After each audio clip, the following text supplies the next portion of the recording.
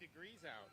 Love you, Ron. Hey, how are you? 3 feet, like 3 feet. Yeah, so at least actually, I'm half that. Everybody was 3 feet this way. 3 feet this way. Everybody, we get scoot and it's my yeah. We need to move. All right, well, good, I guess, afternoon now from Madeira Beach. I'm joined here by Secretary Alex Kelly from Florida Commerce, General Haas, Florida National Guard.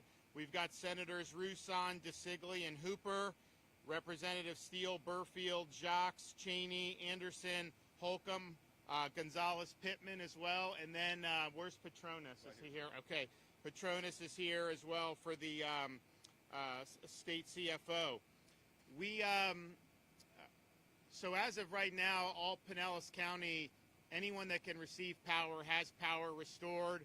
I know they had hundreds of thousands of outages just in here alone. If you don't have power, it's because there's something with the receipt at that point. So there's 100% of the accounts are going. Totally in the state, we've had 2.38 million restorations since the storm hit, and they're down to 20,000 that are out in the entire state. Most of that is the electrical co-ops in the Big Bend region. Some of that is just because they had to do total rebuilds of some of the electric infrastructure. But bottom line is we had a Category 4 hurricane.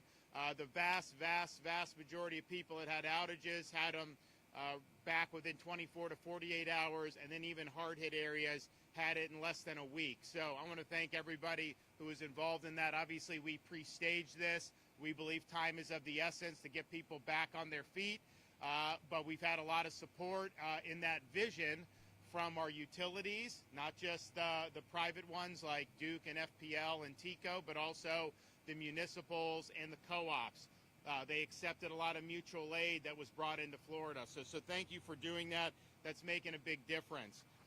We've been able to make repairs to, we didn't have a lot of damage of infrastructure in terms of bridges and roads, relatively speaking, for a storm this magnitude.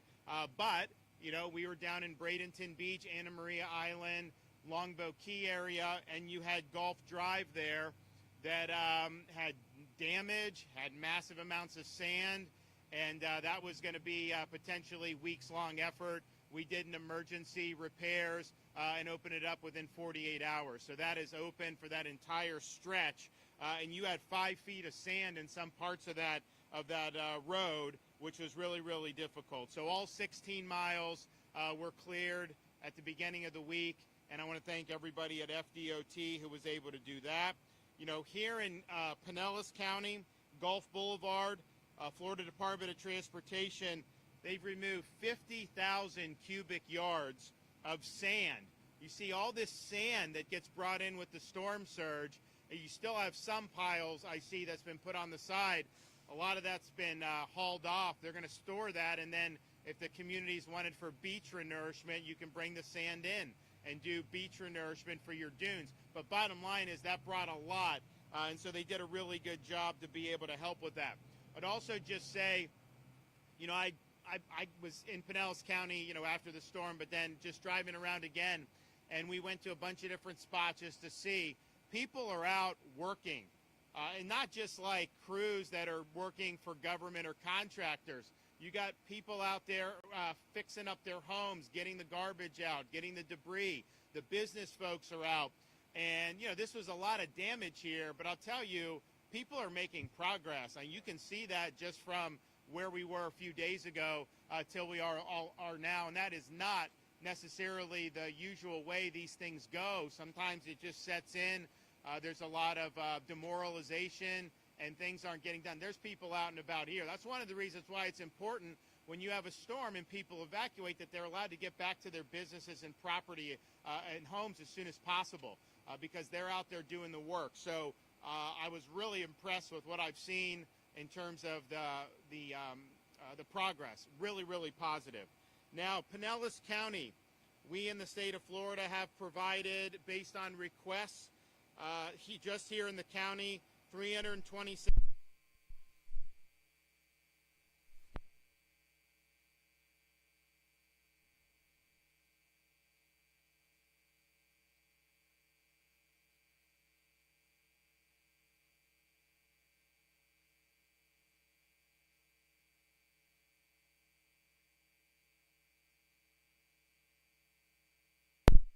Park. They make barbecue. They serve it for lunch. We've been up in the Big Bend with them. Great organization. They're doing a great job. Laundry services facility in Reddington Beach. 5 generators for lift stations and water treatment facilities in St. Pete. 3 vac trucks to pump floodwaters. 4 ambulance strike teams to support Pinellas County EMS, and power restoration of 4 hospitals and a hospice center. So we're happy to fulfill those missions. We'll continue to be offering support as new needs arise. Now, you have people back, people going to their property. There's a lot of things that are in flux right now. Just know, anybody out there that thinks they're going to take advantage of this situation, you got another thing coming to you.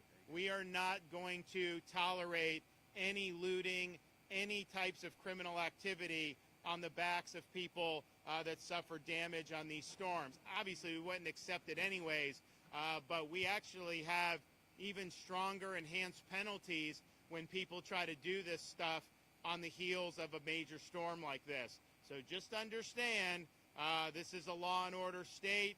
You don't want to try anything like this because you'll end up in the clutches of Johnny Law pretty soon. Got a couple of announcements. First, as you see behind me, we've got Walmart bringing a lot of donated supplies. So this truckload has cleaning and household supplies that can hand out to impacted residents in need, including work gloves, rakes, mold removal and prevention kits, toiletries, cleaning supplies, garbage bags, and more. In addition to that, the Division of Emergency Management as well as Volunteer Florida are coordinating with volunteer organizations to offer free muck and gut services for residents in the area. So this will help clear the homes of debris and irreparable building materials like wet drywall and rotten wood. Those organizations here today include Team Rubicon and the United Methodist Committee on Disaster Relief. We've also got the Southern Baptist disaster relief organizations involved in different parts of the state as well. So especially for some of the elderly, you may not be able to go in there and rip out your drywall. I know some of these places you're talking about feet in terms of the storm surge.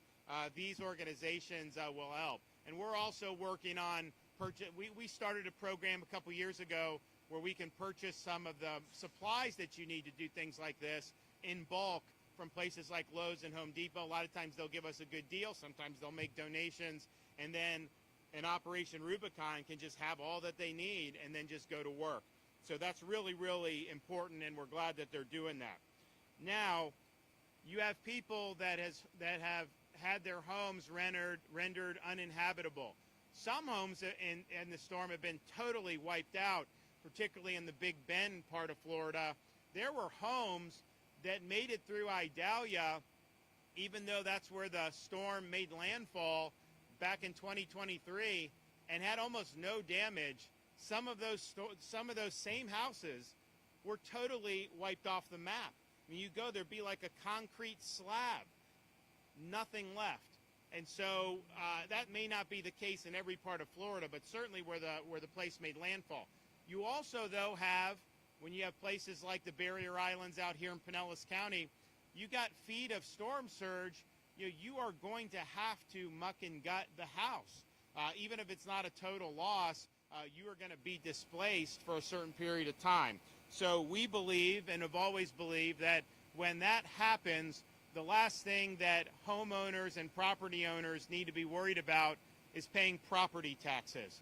So what we've done traditionally is I do an executive order to suspend it, and then we'd have the legislature come in and ratify it.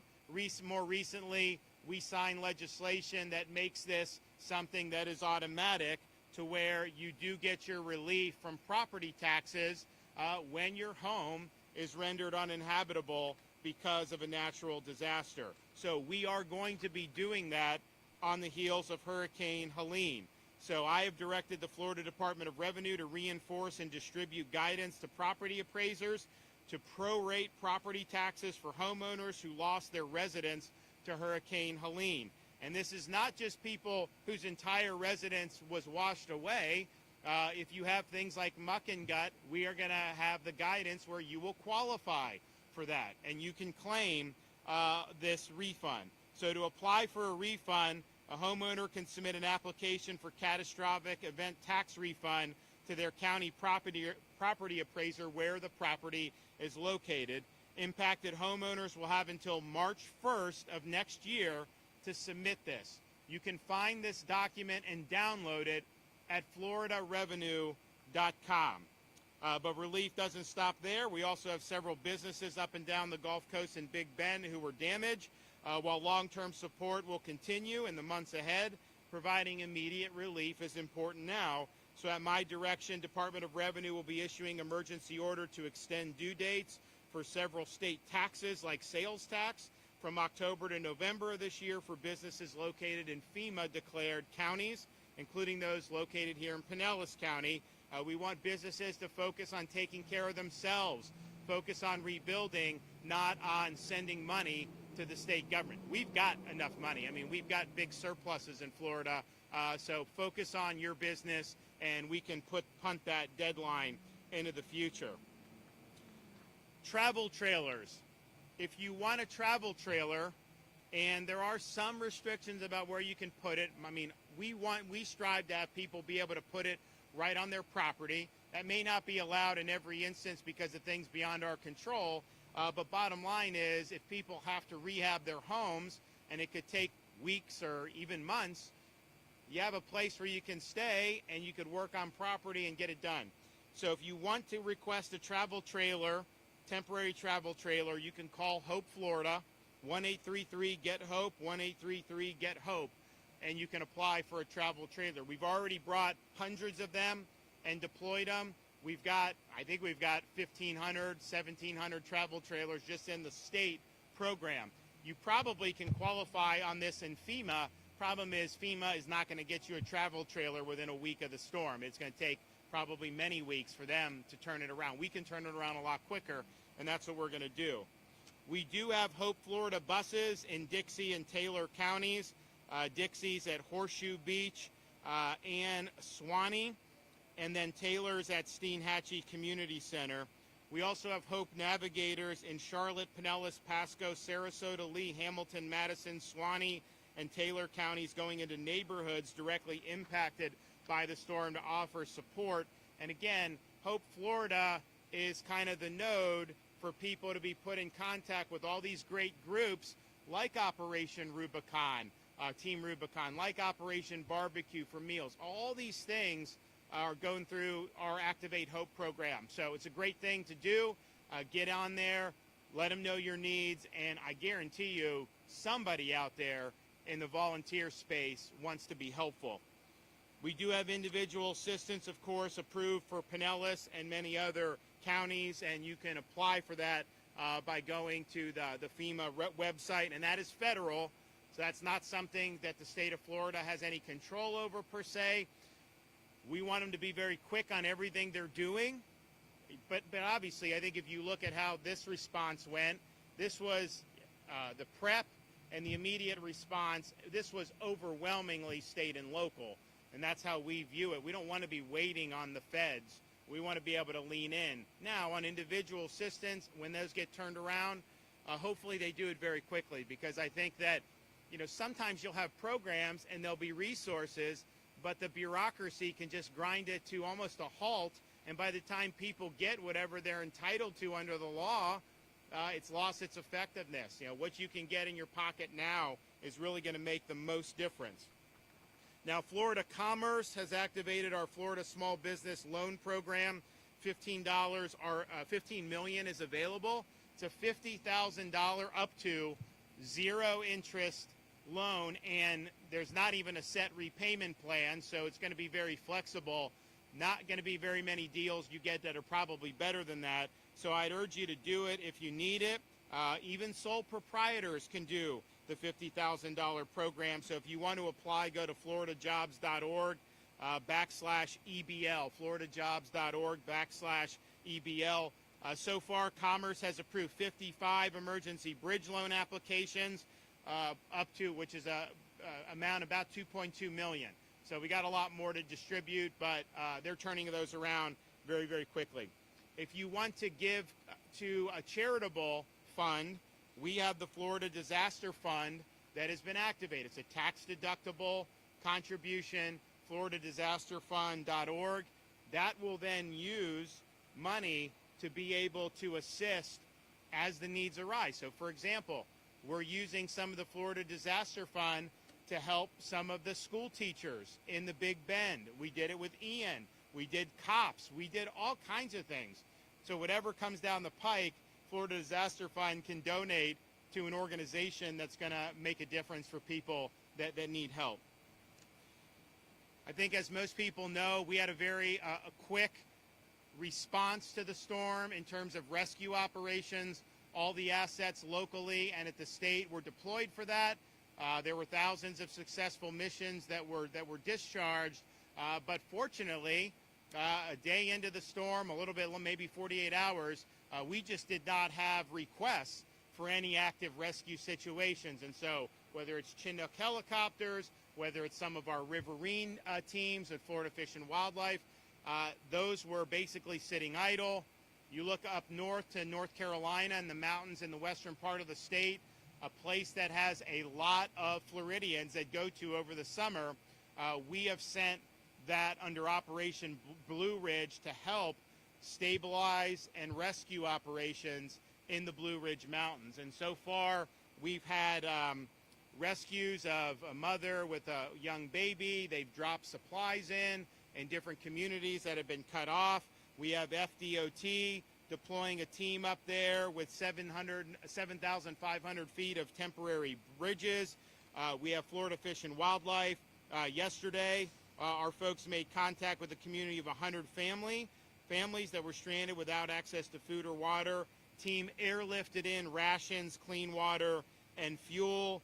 And they've done tens of thousands of pounds of food that they've dropped in to different parts in western North Carolina. So I want to thank everybody who's done that.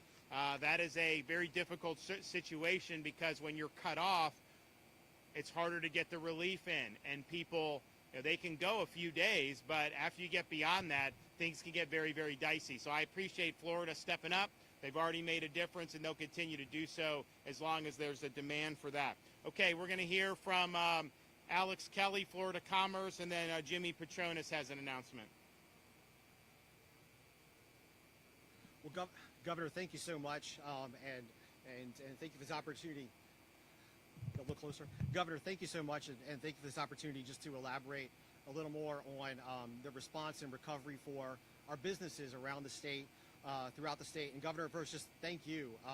You've moved with velocity and purpose, and you've charged us to do so to help businesses throughout the state, and that matters because we know that for each one of you, including those who we just met walking down the street here, we know that every day counts, and it's important not just to reopen quickly for you, for your employees, but also to have the confidence that your state leaders who are here today are here with you and are going to see you through that process. I also want to say, Governor, you mentioned Hope Florida, the First Lady's initiative. I want to say thanks so much for the partnership that we at Florida Commerce have had with Hope Florida. We so oftentimes co-locate our resources in different parts of the state because Floridians who have potentially, after a storm, a complicated variety of needs, oftentimes those Floridians also have concerns about either their job that they can't go back to temporarily, maybe permanently, or they're concerned about their business. And so we've had a great partnership in that regard. Governor, you mentioned the emergency bridge loan program. I can say this because we did the research. The state of Florida has never mobilized its emergency bridge loan program for small businesses as quickly as we have for Hurricane Helene. So this is without a doubt the fastest deployment of really working capital that small businesses need, whether you need to pay your employees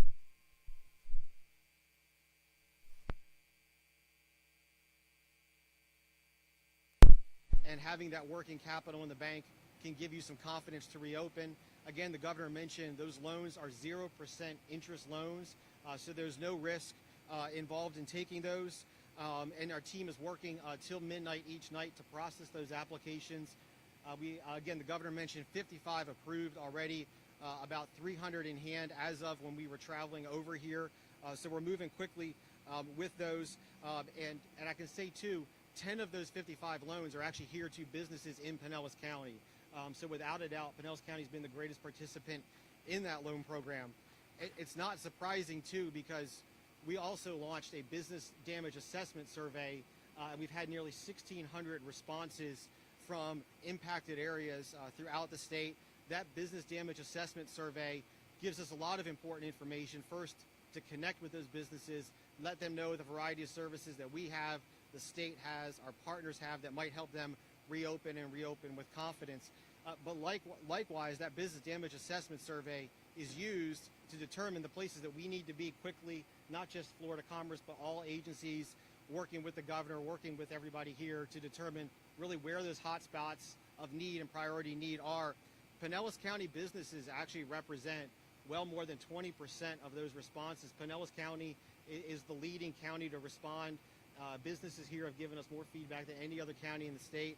Your neighbors in Hillsborough are second, and really this region, Manatee, Sarasota, Pasco, we're hearing a lot from businesses here, and it's incredibly helpful. You can take that business damage assessment survey at floridadisaster.biz. Again, floridadisaster.biz. B-I-Z. Almost everything I'm saying today is available at floridadisaster.biz. We've been doing Florida Commerce. We've been doing door-to-door business canvassing in a number of counties across the state, including in a number of rural and remote communities, to really, if a company can't or couldn't maybe get online right away or couldn't get to their phones right away, we've been going door-to-door in a number of those counties. And we've been doing so oftentimes, as I mentioned earlier, in partnership with Hope Florida, really ourselves and DCF, giving feedback as we encounter residents, business owners who have varying types of needs, and then deploying to different communities all throughout the state, and we'll continue to do so. So as you, as a community here, as you have feedback, if you go to floridadisaster.biz, our phone number's there, our email address is there. Maybe you're okay, but you know your neighboring business is in peril and needs help. Any bit of information is incredibly helpful, and we take action quickly and deploy a team to canvass those neighborhoods, talk to those business owners, and find out what kind of support is needed. We've also, frankly, been on the phones. We've been doing it the old-fashioned way, too, calling those communities where maybe there aren't as many of your sort of larger big box chains, but there's more smaller businesses, and we've been on the phone with close to about 2,500 businesses now throughout the impacted areas, finding out, A, if they're open, and B, what kind of help they need, and really using that to assess the kind of support they need.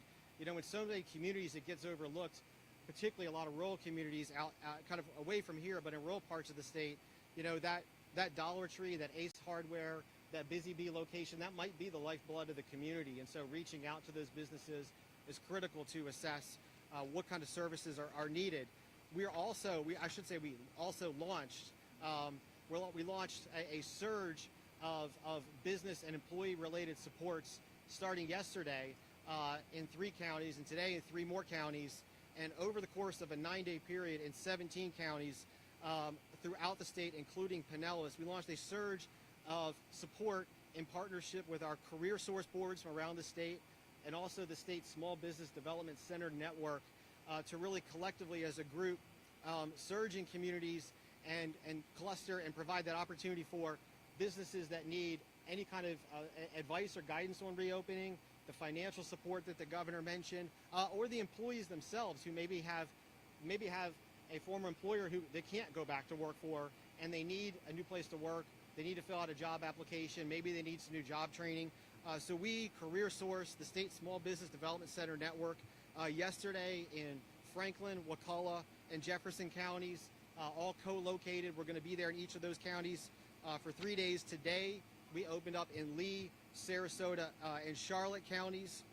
And this weekend, we're going to be here in Pinellas. We're going to be here Saturday and Sunday, conveniently, all day long. We're going to be at the Career Source in Clearwater. So we're going to be at 2312 Gulf to Bay Boulevard in Clearwater at the Career Source location.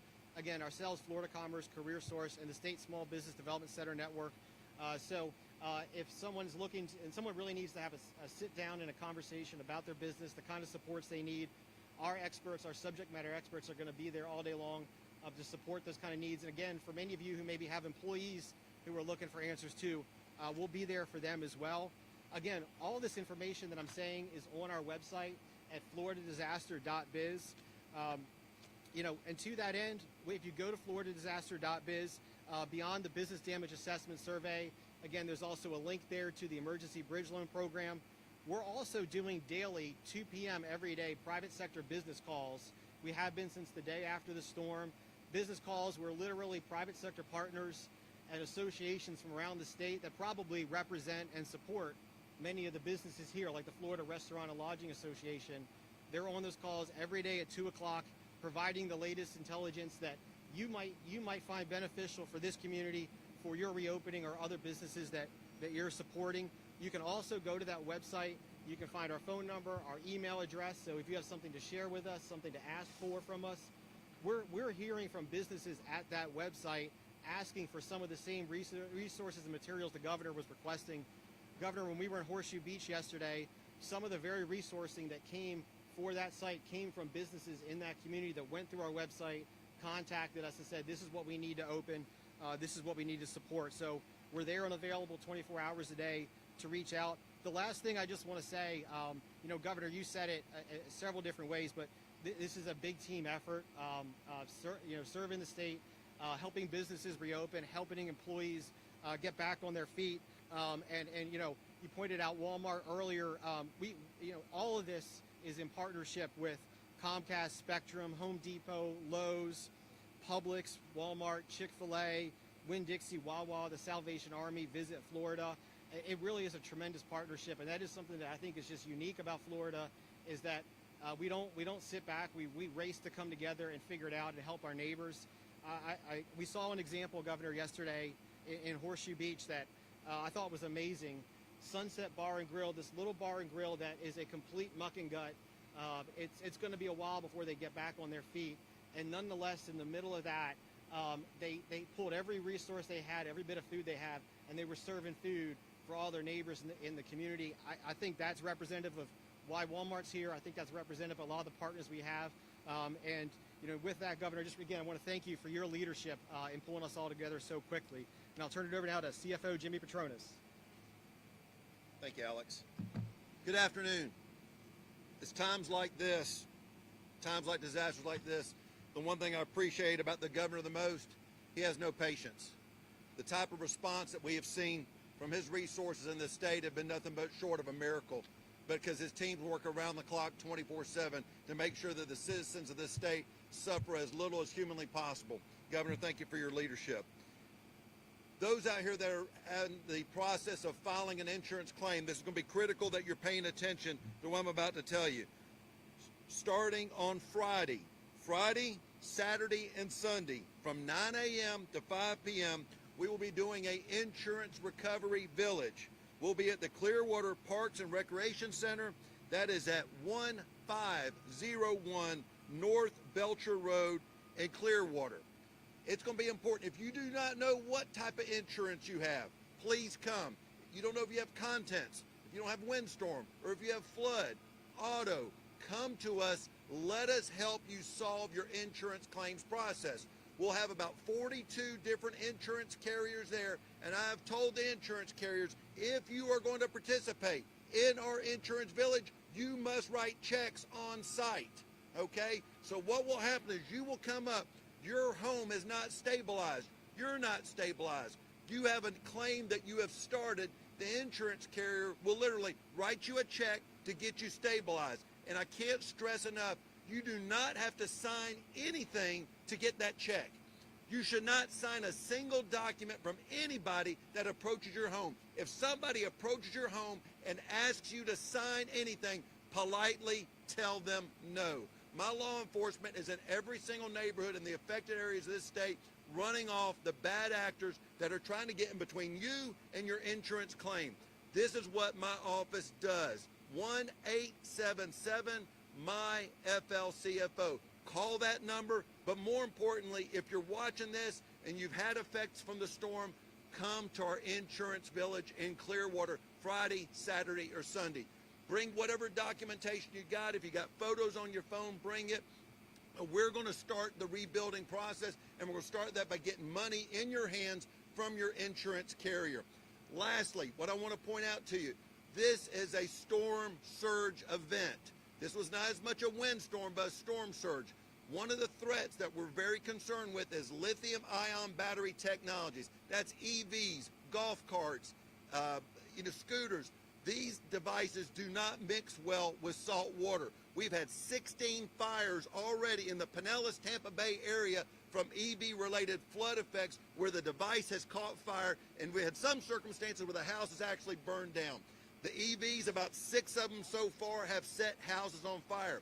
If you own an EV, if it did have flooding, the best thing you can do is call your insurance company and then have it towed away. The tow truck operators will have a safe place to take it while your claim is being settled. But what you don't want to risk is that lithium-ion battery product in your garage on charge, and now the power's turned back on. It creates what's called a thermal runaway. That means it will burn until it doesn't have any fuel left. You can't put it out with water. Ultimately, that could lead to harming you, your household, or a first responder. So please understand those items and salt water do not mix, and you need to take an extra precaution as we have already had a series of fires that are lithium-ion battery related. Again, please do not sign anything. If you sign something, if you show up to our insurance village, we've got 2 windows of time, 10 and 30 days. If you have signed something, we can help you get out of that document that you have signed. You can always hire an attorney. You can always hire a public adjuster. You can always hire public help. Take advantage of what we're doing for you for free. You pay us to do it. Let us do our job. Governor, thank you. Okay. So we've got the tax rebates for property. We shouldn't be collecting property taxes from people that have had this type of damage. So make sure that you file for that. Make sure you get your rebate accordingly. We're going to be issuing guidance to all the property appraisers, and we want to be very aggressive at providing that relief. And the law is what it is. And if there are circumstances that don't fit in the law, then report that, and we'll look at doing an executive order and getting the legislature to ratify that when they come back in after the election. So please take advantage of your property tax rebate. We want you to do it. You're entitled to do it, and it would be wrong to collect taxes from somebody who's not even able to use their home as a result of damage to the storm. Final thing I'll just say is I see a lot of people, as I mentioned earlier, working really hard. I see a lot of progress from the initial reports and my initial survey here a few days ago. So just understand that's not necessarily normal. Sometimes an area gets hit, and it could just be devastating, and no progress could be made for weeks or even months sometimes. So you got a lot of momentum here. You got folks local, state. We're going to be involved in all this. We want everybody to get on their feet. But at the end of the day, this was a tough event. But you also have the opportunity to live or work in one of the prettiest places in the country. I put the beaches here up against any place in the United States. And when I tell people about Pinellas beaches and they come, they always tell me how much they like it. A lot of people think like all the beaches are on the east coast of Florida. It's like, no, you got to go to over here. And when they do, they love it. So this is a treasure. You are going to be able to do great things here. So keep the faith. It's not going to be easy, but people are working really hard, and we'll get there. We'll get it done. All right, any questions?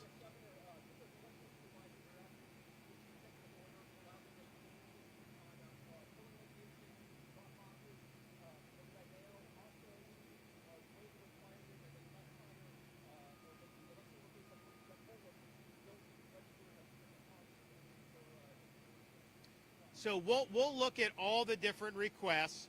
When Ian hit in 2022, that was at the end of September. We had an election coming up in November, and we were able to make some accommodations. And so I think we will be doing something. The question is what? And I got to look, I got to vet it, but we're going to basically continue to be consistent with what we've done in past practice. And so I haven't looked at the specific request. I know Cord Bird will look and give me a recommendation. So you very well may see something done relatively soon if there is something that needs to be done. And I know some people think there are. So we're reviewing it.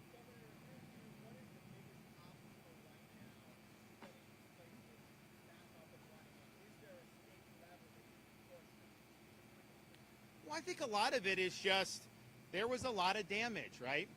I mean, the storm, if you look at the Pinellas beaches, I don't think the storm got within 100 miles. And so, as Jimmy said, it wasn't as much of a wind event as a water event. But then you look at where it made landfall as a Category 4, and I talked about some of the homes being totally obliterated, but there's like a 40, 50-mile stretch there where there's not that many homes relative. Here, you've got a lot of property. So there's just a lot of damage that was done. And when you're talking about rehabbing homes, muck and gut, that is something that just takes some time. So that's why we've got Team Rubicon. There they are right there. That's why we're bringing in supplies and buying supplies so that people are able to do this as quick as possible. But I do think that because it's a more populated area, there's a limited number of people. If you need to hire someone, there's a limited number of people that can do that. And so we just want to make sure people are able to get this done as quickly as possible. One of the things I'm concerned about is potentially these ports getting hung up. I think it's totally unacceptable to try to intentionally deprive people of the supplies they need to be able to rebuild their homes when they've been displaced at a natural disaster. We should be doing all we can. The federal government should be doing all they can to make sure all the supplies continue to come in here unabated. And there is the prospect of things that are critical for the rehabbing and recovery of here and other parts of Florida that may get hung up in some of this work stoppage. So now is not the time. You already have people that are reeling. You have people that are on their backs. Let's do everything we can to accelerate the relief. Make sure that they have the equipment. Make sure they have the supplies that they need to be able to rehab their properties and rebuild their homes. We are looking at if there's anything as in terms of the Florida ports and my responsibility and authority as governor to facilitate. I'm not sure that there is, quite frankly. I mean, because some of these things are contracts and you've got different stuff with feds. So we'll see. But anything I can do, I'm going to do to make sure that the supplies continue going. But that is a big concern. I mean, just think about it. This is tough anyways because you got a lot of different property that needs attention. But if all of a sudden this stuff starts getting backed up and it starts getting delayed days, weeks, or even more, that's going to be intolerable. So we have an emergency situation in our country, not just in Florida, but in Georgia, North Carolina, and Tennessee in particular. So we should be doing all we can as Americans to make sure that the supplies are continuing to be delivered to our ports and delivered to where they need to be so that they can get put into practice. So I'm committed to pulling whatever levers I can to make sure that that happens. But I think it would be really, really bad luck for the Biden-Harris administration to allow supplies to just be sitting in the Atlantic Ocean just on ships that are just idling when you have people, not just here in Pinellas County, but up our entire Gulf Coast and Big Bend who need it. So it is a concern. It's not something that will be good if they allow this to happen, and I'll do whatever I can to avert it.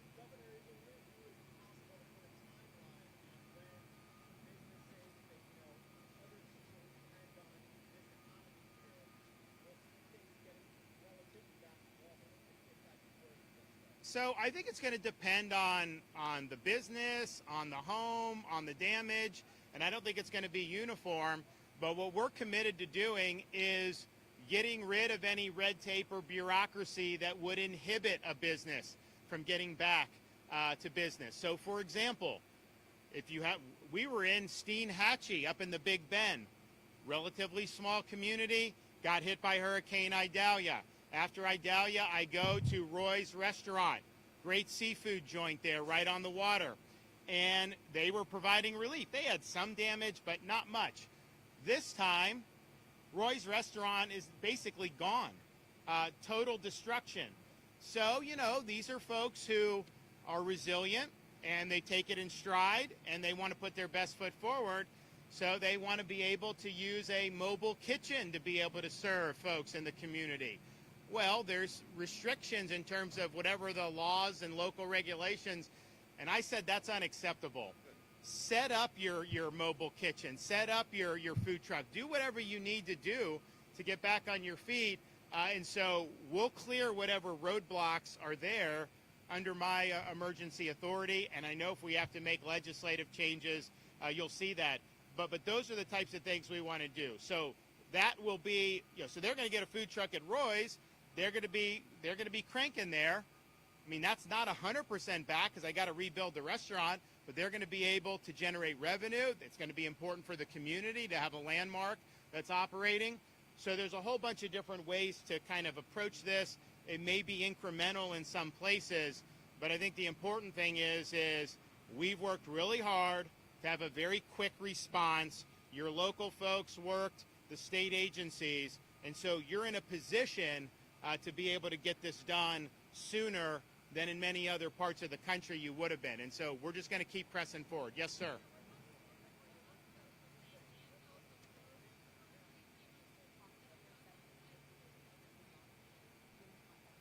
So the debris is something that either the city or county has the debris contracts for. I think the dump sites are likely county managed. I'm not sure if that's true everywhere. I know it is in many places. And so we've stressed the importance of rapid debris removal. I'm seeing people are setting out their debris. I mean, massive amounts of debris. We want to get that off the street. First of all, if we have another event, then the debris is going to end up going everywhere. And we do have some weather brewing. People don't necessarily know what's going to happen, hasn't formed. Maybe it doesn't impact Florida. Maybe it's just some rain. Who knows? But we're still in hurricane season, and particularly the beginning of October is a time where there's high frequency. So we're not out of the woods with that. So I think the debris is a priority. What I've told Kevin Guthrie, our Division of Emergency Management Director, is obviously debris is a municipal county issue. They have contracts. We told them, make sure you have your contracts lined up. But if there are ways that we can be helpful from the state to accelerate, we want to be helpful. So, for example, we are leading efforts in different parts of the state to remove the water debris. You have some places, you guys didn't have as many total washouts as you did in the Big Bend, but these homes just fell into the water, a lot of them, washed into the water. Boats everywhere. So, that debris needs to be cleaned up, and the water debris is very challenging. So we're doing that. We're putting resources on for that, but the debris removal is something that's reimbursable. We've also utilized, and we probably could do something here, the low security, low risk inmates, Department of Corrections. They do prison labor anyways. So they're bringing them to do debris removal. The good thing about that is you can use that on private property, not just on public.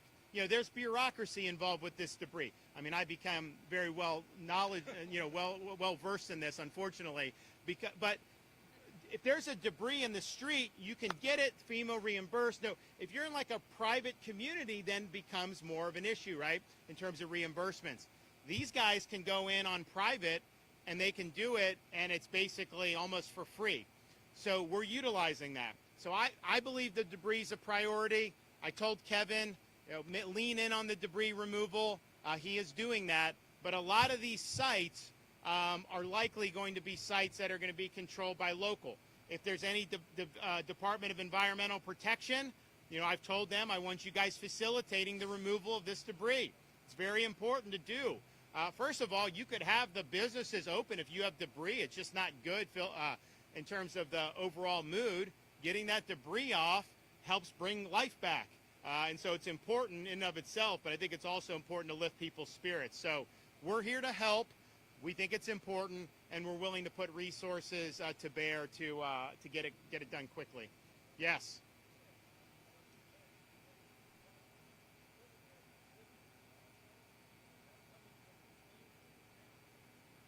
So it's the state is mandating that the county do it.